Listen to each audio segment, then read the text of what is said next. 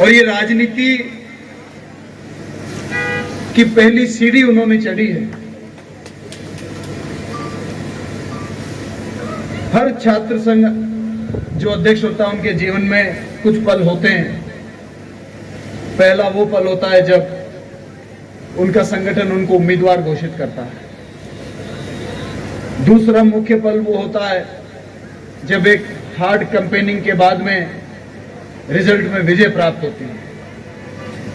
तीसरा वो पल होता है कि जब उनका कार्यालय उद्घाटन होता है और कॉलेज से बाहर निकलकर समाज में, आम राजनीति में एक नई पहचान बनने की शुरुआत होती है। तो मैं भाई गजेंद्र को आज के दिन की बहुत बहुत बधाई दूंगा। और छात्र राजनीति से तो राजस्थान और देश में बहुत बड़े बड़े नेता निकले हैं। सरपंच से लेकर, प्रधान से लेकर, जिला प्रमुख से लेकर, एमएलए से लेकर, एमपी से लेकर, हरीश चौधरी जी एमपी रहे बाड़मेर के, वो भी छात्र संघ के अध्यक्ष रहे। गजेंद्र सिंह जी जोधपुर के जो अभी एमपी हैं वो भी छात्र संघ के अध्यक्ष रहे। और आपके प्रदेश के मुख्यमंत्री, 3 बार के मुख्यमंत्री अशोक गहलोत जी का भी जीवन का पहला चुनाव छात्र संघ का ही चुनाव था। तो छात्र संघ वो नींव है जहां पर ट्रेनिंग होती है और सीखने को मिलता है, और यहां से चस्का लगता है तो वो लगता ही जाता है। और आपकी इच्छा शक्ति है, उसके बाद में आप कितनी मेहनत करने की इच्छा रखते हो, कितना आगे जाना चाहते हो, जिन मुद्दों के लिए आपको चुना जाता है, जिन मुद्दों के लिए नेताओं के ऊपर जिम्मेदारी दी जाती है, उन मुद्दों के ऊपर कितना खरा नेता उतर पाते हैं, उतनी लंबी उनकी दौड़ हो जाती है। अगर वो मुद्दों पर खरा उतरते रहते हैं, जनता की, छात्र साथियों की भावनाओं को पहचानते हैं और उनके भावना के अनुरूप काम करने लगते हैं, तो फिर उसके बाद में उनको कोई रोकने वाला नहीं होता। मैं आज इस कॉलेज के कार्यक्रम में जैतान की धरती से मेरे मित्र भी, मेरे भाई भी और राजनीति सलाहकार भी भाई मोहब्बत सिंह जी जो आज हमारे बीच में नहीं रहे, उनको मैं याद करना चाहता हूं। क्योंकि जब भी मैं अपने राजनीतिक जीवन को सोचता हूं तो पहले दिन से लेकर यूथ कांग्रेस के चुनाव से लेकर, पहले विधानसभा चुनाव से लेकर, मेरे पार्लियामेंट के चुनाव से लेकर दूसरे चुनाव तक, और अनेकों कांग्रेस पार्टी के चुनाव में हम लोग साथ रहे, साथ मिलकर लड़े, और उनकी डिसिप्लिन और उनका कड़कपन हम आज भी याद करते हैं। तो जब यहां पर आते हैं तो मन में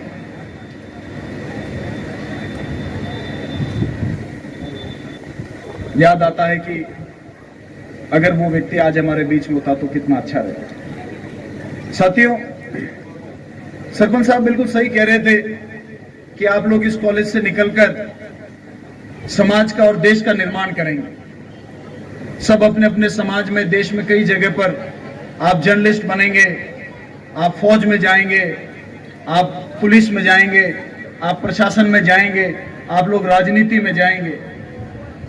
ये सारे रास्ते आप लोगों के लिए खुले हुए हैं। लेकिन कोई भी रास्ता पकड़ने से पहले सबसे ज्यादा जरूरी है कि एक जिम्मेदार नागरिक देश का बनना हमारे को बहुत जरूरी है। समाज का एक जिम्मेदार व्यक्ति बनना बहुत जरूरी है। परिवार का एक जिम्मेदार व्यक्ति बनना बहुत जरूरी है। क्योंकि यदि हम परिवार के, समाज के और देश के जिम्मेदार व्यक्ति बन सके तो जिस भी दिशा में हम जाएंगे वो दिशा में हमारे कदम को रोकने वाला कोई नहीं होगा। आज युवाओं को देखते हुए मुख्यमंत्री जी ने युवाओं के लिए अनेकों घोषणा करी है।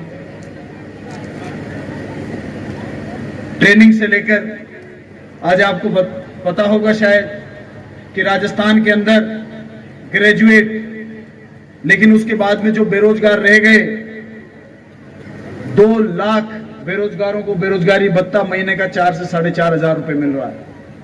ऑनलाइन फॉर्म भरने की जरूरत है। स्ट्रगलिंग टाइम होता है, अच्छा बुरा वक्त बता के नहीं आता।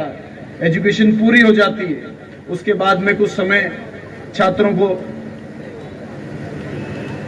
अपनी कामयाबी हासिल करने में लग सकती है, सबकी किस्मत अच्छी नहीं होती, लेकिन उसके लिए राजस्थान सरकार में मुख्यमंत्री जी ने व्यवस्था करी है कि यदि कोई छात्र पढ़ लिख कर भी बेरोजगार रह जाता है तो निरंतर 2 लाख की लिमिट तक, अभी तक राजस्थान में 4 सालों में 6.5 लाख बेरोजगार छात्रों को इसका फायदा दे चुके हैं, 4 से 4.5 हजार रुपए महीने। साथ ही साथ कुछ चीजें आप लोगों को सोचनी पड़ेगी कि आज देश के हालात हैं वो होने चाहिए, राजनीति किस दिशा में जा रही है, और राजनीति किसी भी दिशा में जाए उसका अच्छा और बुरा असर देश के हर व्यक्ति के जीवन में आने वाला है। आज हम लोग देख रहे हैं कि श्री राहुल गांधी जी की सदस्यता पार्लियामेंट से खारिज कर दी गई। गांव के अनपढ़ व्यक्ति को भी, जो डावा समझदार व्यक्ति है, उससे भी पूछेंगे तो वो भी कहेगा कि ये काम तो गलत हुआ है। आजकल मॉडर्न जमाना आ गया है, व्हाट्सएप पर एक अलग ही ज्ञान की गंगा बह रही है, फेसबुक पर एक अलग ज्ञान की गंगा बह रही है, और कहीं ना कहीं इस नई ज्ञान की गंगा में देश के इतिहास को हम लोग भूलते जा रहे हैं कि आजादी की लड़ाई किन लोगों ने लड़ी, आजादी की लड़ाई में किन लोगों ने अपने प्राण दिए। यदि वो उस लड़ाई को नहीं लड़ते तो आज जिन अधिकारों के साथ हम जी रहे हैं, जिन व्यवस्थाओं के साथ हम जी रहे हैं, ये व्यवस्था कायम भी हो पाती कि नहीं हो पाती, ये सोचने की इस पीढ़ी को जरूरत है। कई बार पूछा जाता है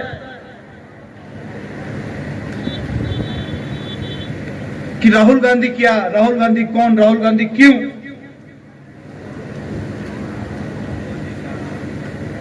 मैं तो इतना ही कहना चाहूंगा कि जिसकी दादी ने भारत की एकता और अखंडता के लिए खालिस्तान नहीं बन जाए, पाकिस्तान की तरह दूसरा खालिस्तान नहीं बन जाए, उस मूवमेंट को दबाने के लिए, देश की एकता और अखंडता के लिए अपने सीने पर गोली खाई, उस परिवार से यह सवाल तो नहीं पूछना चाहिए कि राहुल गांधी कौन और क्यों।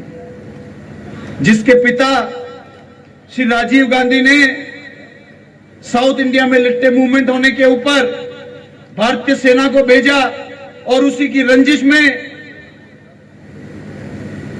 वो लिट्टे वालों ने देश के पूर्व प्रधानमंत्री को बम से उड़ा दिया, और इस मिट्टी के अंदर, भारत की मिट्टी के अंदर उनका खून मिल गया। ऐसे व्यक्ति के बेटे से, जिसके पिता और दादी ने देश के लिए बलिदान दिया, क्या उससे कोई सवाल पूछ सकता है?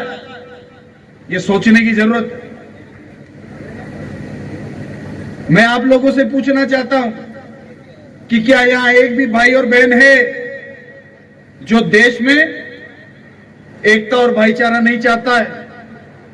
क्या एक भी भाई बहन है जो ये चाहता है कि हिंदू मुसलमान लड़ते रहें, जो ये चाहता है कि जाति से दूसरी जाति लड़ती रहे, देश खंडित रहे, परिवार में झगड़ा रहे?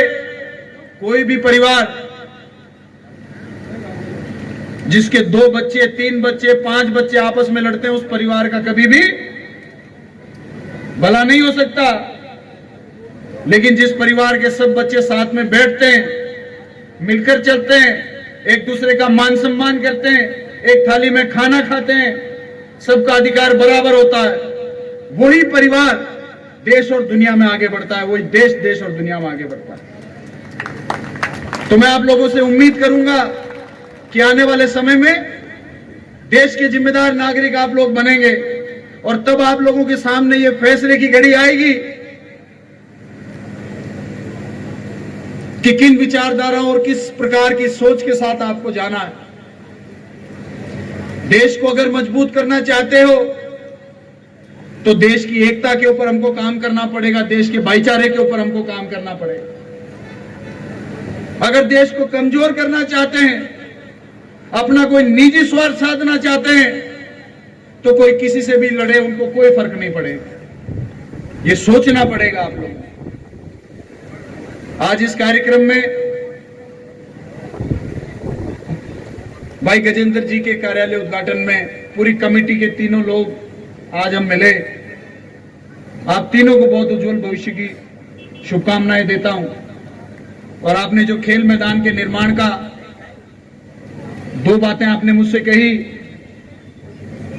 एक तो बस स्टॉप वाली और एक खेल मैदान के निर्माण करने की। खेल मैदान वाला तो मेरा विभाग है। मैं घोषणा करता हूं कि अभी जाके ही आपके खेल मैदान के लिए पैसा सैंक्शन भेज दूंगा।